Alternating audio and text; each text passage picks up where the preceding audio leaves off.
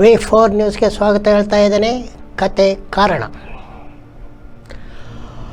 ಈಗ ಅಮೆರಿಕದ ಆರೋಗ್ಯ ಇಲಾಖೆ ರಾಷ್ಟ್ರೀಯ ಆರೋಗ್ಯ ಸಂಸ್ಥೆಗೆ ಭಾರತ ಮೂಲದ ಜಯ ಭಟ್ಟಾಚಾರ್ಯ ಅವರನ್ನು ನಿಯೋಜಿತ ಅಧ್ಯಕ್ಷರಾಗಿರುವಂಥ ಡೊನಾಲ್ಡ್ ಟ್ರಂಪ್ ಅವರು ನೇಮಕ ಮಾಡಿದ್ದಾರೆ. ಇಲ್ಲಿ ವಿಶೇಷವೇನೆಂದರೆ, ಈ ಜಯ ಭಟ್ಟಾಚಾರ್ಯ ಅವರು ಹಿಂದೆ ಕೋವಿಡ್ ಕಾಲದಲ್ಲಿ ಮುಚ್ಚುಗಡೆ ಮಾಡುವುದನ್ನು ವಿರೋಧಿಸಿದ್ರು ಹಾಗೂ ಎಲ್ಲ ಕಡೆ ಯಾವುದೇ ರೀತಿಯಲ್ಲಿ ಮುಚ್ಚುಗಡೆ ಇರಬಾರದು ಎನ್ನುವಂಥ ವಾದವನ್ನು ಮಂಡಿಸಿದ್ರು. ಅಷ್ಟೇ ಅಲ್ಲ, ಅವರು ಚುನಾವಣೆಯಲ್ಲಿ ಟ್ರಂಪ್ ಜೊತೆಗೆ ಇರಲಿಲ್ಲ. ಅವರು ಹಿಂದೆ ರಾಬರ್ಟ್ ಕೆನಡಿ ಅವರ ಜೊತೆಗೆ, ರಾಬರ್ಟ್ ಕೆನಡಿ ಅವರು ಕೂಡ ಅಮೆರಿಕದ ಅಧ್ಯಕ್ಷೀಯ ಚುನಾವಣೆಯಲ್ಲಿ ಸ್ಪರ್ಧೆಯಾಗಿದ್ದರು, ಅವರ ಜೊತೆಗಿದ್ದರು. ಆದರೆ ಮಧ್ಯದಲ್ಲಿ ರಾಬರ್ಟ್ ಕೆನಡಿ ಅವರು ಸ್ಪರ್ಧೆಯಿಂದ ಹಿಂದಕ್ಕೆ ಸರಿದು ಡೊನಾಲ್ಡ್ ಟ್ರಂಪ್ನ ಬೆಂಬಲಕ್ಕೆ ನಿಂತರು. ಆಗಲೂ ಕೂಡ ಜಯ ಭಟ್ಟಾಚಾರ್ಯ ಅವರು ರಾಬರ್ಟ್ ಕೆನಡಿ ಅವರ ಜೊತೆಗೆ ಇದ್ದರೂ ಕೂಡ ಡೊನಾಲ್ಡ್ ಟ್ರಂಪ್ ಅವರ ಜೊತೆಗೇನು ಇರಲಿಲ್ಲ. ಆದರೂ ರಾಬರ್ಟ್ ಕೆನಡಿ ಅವರು ಅಭ್ಯರ್ಥಿತನವನ್ನು ಹಿಂದೆ ಪಡೆದಿದ್ದರಿಂದ ಟ್ರಂಪ್ ಅವರ ಗೆಲುವು ಅಮೆರಿಕದಲ್ಲಿ ಸುಲಭವಾಯಿತು ಎನ್ನುವುದೊಂದು ಮಾತು. ಹಾಗಾಗಿ ರಾಬರ್ಟ್ ಕೆನಡಿಯವರು ಹಿಂದೆ ಸರಿಯುವಲ್ಲಿ ಜಯ ಭಟ್ಟಾಚಾರ್ಯ ಪಾತ್ರ ಇದೆಯೋ ಇಲ್ಲೋ, ಒಟ್ಟಾರೆ ಅವರ ಹಿಂದೆ ಇದ್ದಂಥ ಜಯ ಭಟ್ಟಾಚಾರ್ಯವನ್ನು ರಾಷ್ಟ್ರೀಯ ಆರೋಗ್ಯ ಸಂಸ್ಥೆಯ ಮುಖ್ಯಸ್ಥರನ್ನಾಗಿ ಟ್ರಂಪ್ ಅವರು ನೇಮಕ ಮಾಡಿದ್ದಾರೆ. ಜಯ ಭಟ್ಟಾಚಾರ್ಯ ಅವರು 1969ರಲ್ಲಿ ಕೋಲ್ಕತ್ತಾದಲ್ಲಿ ಹುಟ್ಟಿದವರು. 1997ರಲ್ಲಿ ಅವರು ಸ್ಟಾನ್ಫೋರ್ಡ್ ವಿಶ್ವವಿದ್ಯಾನಿಲಯದಲ್ಲಿ ವೈದ್ಯಕೀಯ ಉನ್ನತ ಪದವಿಯನ್ನು ಪಡೆದು ಆಮೇಲೆ ಅಮೆರಿಕದಲ್ಲೇ ನೆಲೆಸಿದವರು. ಭಾರತೀಯ ಮೂಲದ ಜಯ ಭಟ್ಟಾಚಾರ್ಯ ಅವರು ಈಗ ಅಮೆರಿಕದ ರಾಷ್ಟ್ರೀಯ ಆರೋಗ್ಯ ಸಂಸ್ಥೆಯ ಮುಖ್ಯಸ್ಥರಾಗಿ ನೇಮಕಗೊಂಡಿದ್ದಾರೆ. ಇದರ ನಡುವೆ ಸದಾ ಮೋದಿ ಟೀಕಾಗಾರರಾಗಿರುವಂಥ BJPಯ ಸಂಸದರೂ ಆಗಿದ್ದ, ಈಗಲೂ BJPಯಲ್ಲೇ ಇರುವ ಸುಬ್ರಹ್ಮಣ್ಯ ಸ್ವಾಮಿಯವರು ಇನ್ನೊಂದು ಬಾಂಬ್ ಹಾಕಿದ್ದಾರೆ. ಅದಾನಿ ಲಂಚ ಹಗರಣವನ್ನು ಮೋದಿಯವರೊಂದಿಗೆ ಸಮೀಕರಿಸಿರುವ ಪ್ರಧಾನಿ ಮೋದಿಯವರಿಗೆ ಸಮೀಕರಿಸಿರುವಂಥ ಸುಬ್ರಹ್ಮಣ್ಯ ಸ್ವಾಮಿಯವರು 75ರ ಪ್ರಾಯವನ್ನು ಕೂಡ ಸಮೀಕರಿಸಿ ಈ ಕೂಡಲೇ ಪ್ರಧಾನಿ ಮೋದಿಯವರು ಹುದ್ದೆಯನ್ನು ಬಿಟ್ಟು ಮನೆಗೆ ಹೋಗಬೇಕು ಎನ್ನುವಂಥ ಒತ್ತಾಯವನ್ನು ಸುಬ್ರಹ್ಮಣ್ಯ ಸ್ವಾಮಿಯವರು ಮಾಡಿದರೆ, ಮಾಜಿ ಸಂಸದರು ಹಾಗೂ BJPಯ ಮೇಲ್ಮನೆ ಸದಸ್ಯರಾಗಿದ್ದವರು ಸುಬ್ರಹ್ಮಣ್ಯ ಸ್ವಾಮಿಯವರು ಈಗಂತಲ್ಲ, ಸುಮಾರು 7-8 ವರ್ಷಗಳಿಂದ, ಅಂದರೆ ಪ್ರಧಾನಿಯಾಗಿ ಮೋದಿಯವರು ಆಯ್ಕೆಯಾದ 2ನೇ ವರ್ಷದಿಂದಲೇ ಮೋದಿಯವರನ್ನು ನಾನಾ ಕಾರಣಕ್ಕೆ ಟೀಕಿಸುತ್ತಾ ಬರ್ತಾ ಇದ್ದಾರೆ. ಇವಾಗಲೂ ಕೂಡ ಆ ಟೀಕೆಯನ್ನು 1.5 ತಿಂಗಳಿಗೆ ಒಂದೊಂದು ಬಾರಿ ಅಥವಾ 2 ತಿಂಗಳಿಗೆ ಒಂದು ಬಾರಿ ಹೊಸತಾಗಿ ಸುತ್ತಾ ನಡೆದಿದ್ದಾರೆ. ಈಗ ಹೊಸತಾಗಿ ಅವರ ಬೇಡಿಕೆ ಅದಾನಿಯ ಜೊತೆಗೆ ಪ್ರಧಾನಿಯವರ ಸಮೀಕರಣ ಹಾಗೂ ಕೂಡಲೇ ರಾಜೀನಾಮೆ ನೀಡುವಂತೆ ಒತ್ತಾಯವನ್ನು ಮಾಡಿದ್ದಾರೆ. ಇದರ ನಡುವೆ ಟ್ರಂಪ್ ಅವರ ಮಾತಿನಂತೆ ಅಥವಾ ಇಸ್ರೇಲ್ ಏನು ಮಾಡಿದೆ, ಲೆಬನಾನ್ ಜೊತೆ ಕದನ ವಿರಾಮವನ್ನು ಘೋಷಣೆ ಮಾಡಿ, ಇದೊಂಥರ ಒಳ್ಳೆಯ ನಾಟಕದ ಥರ ಇದೆ. ಯಾಕೆ ನಾಟಕ ಥರ ಇದೆ ಅಂತೇಳಿದರೆ, ಲೆಬನಾನ್ ಜೊತೆ ಕದನ ವಿರಾಮವನ್ನು ಘೋಷಿಸಿರುವಂಥ ಇಸ್ರೇಲ್ ಗಾಜಾ ಪಟ್ಟಿಯಲ್ಲಿ ಕದನ ವಿರಾಮ ಘೋಷಿಸಿಲ್ಲ. ಕದನ ವಿರಾಮ ಅಗತ್ಯವಿರುವುದು ಗಾಜಾ ಪಟ್ಟಿಯಲ್ಲಿ.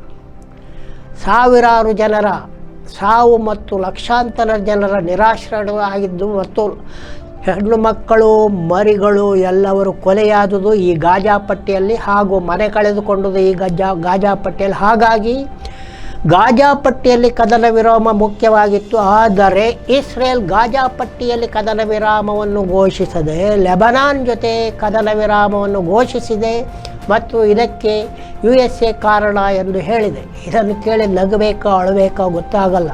USA ಕದನ ವಿರಾಮ ಮಾಡುವಂಥ ಮನಸ್ಸು ಇದ್ದಲ್ಲಿ ಗಾಜಾ ಪಟ್ಟಿಯಲ್ಲಿ ಮುಖ್ಯವಾದ ಅಗತ್ಯವಿರುವಲ್ಲಿ ಕದನ ವಿರಾಮಕ್ಕೆ ಇಸ್ರೇಲ್ ಮೇಲೆ ಒತ್ತಡ ಹಾಕಬೇಕಾಗಿತ್ತು.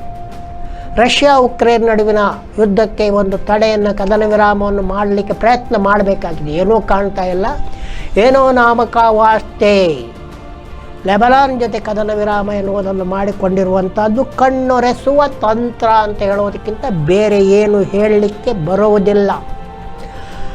ಇನ್ನು ಕರ್ನಾಟಕದಲ್ಲಿ ನಡೆದಿರುವಂಥ ಪಂಚಾಯತ್ ಮಟ್ಟದ ಕರ್ನಾಟಕದಲ್ಲಿ ಅದಾಗಲೇ 2 ವರ್ಷಕ್ಕೂ ಹೆಚ್ಚು ಕಾಲದಿಂದ ಜಿಲ್ಲಾ ಪಂಚಾಯತ್ ಆಗಲಿ ತಾಲೂಕು ಪಂಚಾಯತ್ಗಳಾಗಲಿ ಇಲ್ಲ. ಅವು ಕ್ಷೇತ್ರ ವಿಂಗಡಣೆ ಹೆಸರಿನಲ್ಲಿ ಮುಂದಕ್ಕೆ ಹೋಗಿ ದುಡ್ಕೊಂಡೇ ಹೋಗಿಬಿಟ್ಟಿದ್ದಾವೆ. ಆದರೆ ಗ್ರಾಮ ಪಂಚಾಯತ್ ಆಡಳಿತ ಇದೆ. ಆದರೆ ಗ್ರಾಮ ಪಂಚಾಯತ್ ಆಡಳಿತದಲ್ಲಿ ಕೂಡ ಕೆಲವು ಕ್ಷೇತ್ರಗಳಿಗೆ ಉಪಚುನಾವಣೆ ನಡೆದಿದೆ. ಆ ಉಪಚುನಾವಣೆಯ ಫಲಿತಾಂಶದಲ್ಲಿ ಮುಕ್ಕಾಲು ವಾಸಿ ಕಾಂಗ್ರೆಸ್ ಗೆಲ್ಲುವುದರ ಮೂಲಕ ಕರ್ನಾಟಕದಲ್ಲಿ ಕಾಂಗ್ರೆಸ್ ಈಗಲೂ ಕೂಡ ಬಲಾಢ್ಯ ಪಕ್ಷ ಅಂತ ಹೇಳಿದೆ. ಬರೀ 10% ಸ್ಥಾನಗಳು ಮಾತ್ರ BJPಗೆ ಸಿಕ್ಕಿವೆ. ಉಳಿದವು ಪಕ್ಷೇತರರು ಮತ್ತು ಇತರ ಪಕ್ಷಗಳಿಗೆ ಸಿಕ್ಕಿವೆ. ದಕ್ಷಿಣ ಕನ್ನಡ ಜಿಲ್ಲೆಯನ್ನು ತೆಗೆದುಕೊಂಡರೂ ಕೂಡ ಇಲ್ಲಿ 19 ಸ್ಥಾನಗಳನ್ನು 25ರಲ್ಲಿ 19 ಸ್ಥಾನಗಳನ್ನು ಕಾಂಗ್ರೆಸ್ ಗೆದ್ದುಕೊಂಡಿದೆ. BJPಗೆ 3 ಸ್ಥಾನಗಳಷ್ಟೇ ದಕ್ಕಿವೆ. ಉಳಿದವು ಬೇರೆಯವರ ಪಾಲಾಗಿವೆ. ಹಾಗಾಗಿ ಕರ್ನಾಟಕದಲ್ಲಿ ಕಾಂಗ್ರೆಸ್ ತನ್ನ ಬಲವನ್ನು ಉಳಿಸಿಕೊಂಡಿದೆ ಅನ್ನೋದಕ್ಕಿಂತ ಮುಖ್ಯವಾಗಿ ತನ್ನ ನೆಲೆಯನ್ನು ಕಳೆದುಕೊಂಡಿರುವಂಥ ಅವಿಭಜಿತ ದಕ್ಷಿಣ ಕನ್ನಡ ಜಿಲ್ಲೆಯಲ್ಲಿ ಮತ್ತೆ ಗ್ರಾಮ ಮಟ್ಟದಲ್ಲಿ ಕಾಂಗ್ರೆಸ್ ಗಟ್ಟಿಯಾಗುವುದರ ಒಂದು ಸೂಚನೆ ಈ ಮೂಲಕ ಸಿಕ್ಕಿದೆ. ಏನು ಮಹಾರಾಷ್ಟ್ರದಲ್ಲಿ ಸರ್ಕಾರ ರಚನೆಯ ವಿಚಾರ ಇನ್ನೂ ಕೂಡ ಮುಂದಕ್ಕೆ ಹೋಗ್ತಾ ಇದ್ದು ಎತ್ತು ನೀರಿಗಿಳಿದರೆ ಕೋಣ ಏರಿಗಿಳಿಯುತ್ತನ್ನುವಂಥ ಕತೆ ಆಗಿದೆ. ಈಗಾಗಲೇ ಅಲ್ಲಿ BJPಯವರು ಯಾವುದೇ ಕಾರಣಕ್ಕೂ ಬಿಹಾರ ಮಾದರಿಯನ್ನು ಅನುಸರಿಸುವುದಿಲ್ಲ. BJP ನೇತೃತ್ವದಲ್ಲೇ ಸರ್ಕಾರ ರಚನೆಯಾಗಬೇಕು ಮತ್ತು BJPಯವರೇ ಮುಖ್ಯಮಂತ್ರಿ ಆಗಬೇಕು ಎನ್ನುವಂಥ ಪಟ್ಟನ್ನು BJP ಹಾಕಿದೆ. ಅದೇ ವೇಳೆ ನಿನ್ನೆಯೇ BJPಯವರೇ ಮುಖ್ಯಮಂತ್ರಿ ಆಗಬೇಕು ಎನ್ನುವುದನ್ನು ವಿರೋಧಿಸಿ ಹಾಲಿ ಮುಖ್ಯಮಂತ್ರಿ ಶಿವಸೇನೆ ಒಡೆದ ಬಣದ ಏಕನಾಥ ಶಿಂದೆಯವರು ರಾಜೀನಾಮೆ ಕೊಟ್ಟಿದ್ದರು. ಅವರು ಹಂಗಾಮಿ ಮುಖ್ಯಮಂತ್ರಿಯಾಗಿ ಮುಂದುವರಿಯಬೇಕು ಎಂದು ರಾಜ್ಯಪಾಲರು ಹೇಳಿದ್ದಾರೆ. ಹಾಗಾಗಿ ಏಕನಾಥ ಶಿಂದೆಯವರು ಈಗ ಮಹಾರಾಷ್ಟ್ರದಲ್ಲಿ ಹಂಗಾಮಿ ಮುಖ್ಯಮಂತ್ರಿಯಾಗಿದ್ದಾರೆ. ಅವರು ಮತ್ತೆ ಮುಖ್ಯಮಂತ್ರಿ ಆಗುವರೇ ಅಥವಾ BJPಯ ಸರ್ಕಾರದಲ್ಲಿ ಅವರು ಏನಾಗುವರು? ಯಾಕಂತೇಳಿದರೆ ಏಕನಾಥ ಶಿಂದೆಯವರು ಮುಖ್ಯಮಂತ್ರಿ ಆದಾಗ ಹಿಂದೆ ಮುಖ್ಯಮಂತ್ರಿ ಆಗಿದ್ದ BJPಯ ದೇವೇಂದ್ರ ಫಡ್ನವೀಸ್ ಅವರು ಉಪಮುಖ್ಯಮಂತ್ರಿಯಾಗಿ ಅಂದರೆ ಹಿಂಬಡ್ತಿಯನ್ನು ಒಪ್ಪಿಕೊಂಡಿದ್ದರು. ಅದೇ ರೀತಿ ಏಕನಾಥ ಶಿಂದೆಯವರು ಒಂದು ವೇಳೆ BJPಯ ಮುಖ್ಯಮಂತ್ರಿ ಆದರೆ ಹಿಂಬಡ್ತಿಯನ್ನು ಒಪ್ಪಿಕೊಂಡು ಉಪಮುಖ್ಯಮಂತ್ರಿ ಆಗುವರೇ ಅಥವಾ ಸಂಪುಟದಿಂದ ಹೊರಗಿರುವವರೇ? ಯಾಕಂದರೆ ಮುಖ್ಯಮಂತ್ರಿ ಆದವರು ಮತ್ತೊಮ್ಮೆ ಉಪಮುಖ್ಯಮಂತ್ರಿ ಆಗಬಾರದು ಎನ್ನುವ ಒಂದು ಯಾವುದೇ ನಿಯಮ ಇಲ್ಲ. ಆದರೆ ಆಗುವುದಿಲ್ಲ, ಯಾಕಂದರೆ ಅದು ಹಿಂಬಡ್ತಿ ಅಂತ ಲೆಕ್ಕಾಚಾರ.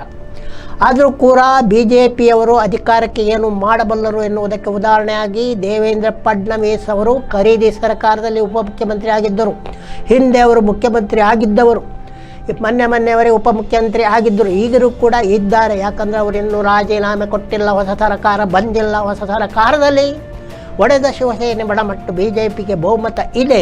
ಆದರೆ ಆ ಬಹುಮತ ಉಳಿಯಲು ಬೇಕಾದರೆ ಇಬ್ಬರು ಸೇರಿ ಒಮ್ಮತದ ಮುಖ್ಯಮಂತ್ರಿಯನ್ನು ಆಯ್ಕೆ ಮಾಡಬೇಕು. ಆದರೆ ಒಮ್ಮತಕ್ಕೆ ಬರಲು ಶಿವಸೇನೆ ಮತ್ತು BJPಗಳು ಟಗ್ ಆಫ್ ವಾರ್ನಲ್ಲಿ ಹಿಡಿದುಕೊಂಡಿದೆ. ಹಗ್ಗ ಜಗ್ಗಾಟದಲ್ಲಿ ಯಾರು ಗೆಲ್ತಾರೆ? ಮತ್ತೆ BJPಯವರೇ ಮುಖ್ಯಮಂತ್ರಿ ಆಗ್ತಾರೋ ಅಥವಾ ಶಿವಸೇನೆ ಒಡೆದ ಬಣದವರು ಮುಖ್ಯಮಂತ್ರಿಯಾಗಿ ಮುಂದುವರಿಯುತ್ತಿರುವ ಎನ್ನುವಂಥ ಪ್ರಶ್ನೆ ಹಾಗೆಯೇ ಉಳಿದುಕೊಂಡಿದೆ. ಇನ್ನು ಕೆಲವರಿಗೆ ಎಷ್ಟು ಕೋಟಿ ಇದ್ದರೂ ಸಾಲುವುದಿಲ್ಲ, ಮತ್ತಷ್ಟು ಕೋಟಿಗಳನ್ನು ರಾಶಿ ಹಾಕಿ ಸಾಯುವಾಗ ಬರೀ ಕೈಯಲ್ಲಿ ಹೋಗ್ತಾರೆ. ಕೆಲವರಿಗೆ ಎಷ್ಟು ಕೋಟಿ ಇದ್ದರೂ ಬೇಕಾಗಿಲ್ಲ. ಅಂಥವರಲ್ಲಿ ಒಬ್ಬರು ವೆನ್ ಅಜಾ ಸಿರಿಮಾಂಗೋ ಅವರು. ವೆನ್ ಅಜೋ ಸಿರಿಪನ್ಯು ಅವರು ಮಲೇಷ್ಯಾದ ದೊಡ್ಡ ಕೈಗಾರಿಕೋದ್ಯಮಿ ಆಗಿರುವಂಥ ಆನಂದ ಕೃಷ್ಣನವರ ಮಗ. ಇವರಿಗೆ 40,000 ಕೋಟಿ ರೂಪಾಯಿಗಳ ಸಂಪತ್ತು ಇದ್ದರೂ ಕೂಡ 18ರ ಪ್ರಾಯದಲ್ಲೇ ಇವರು ಬೌದ್ಧ ಸನ್ಯಾಸಿಯಾಗಿ ಹೋಗಿದ್ದಾರೆ. ಇವರ ತಾಯಿ ಮಮವಜರಾಂಗೆ ಸುಪ್ರಿಯಾ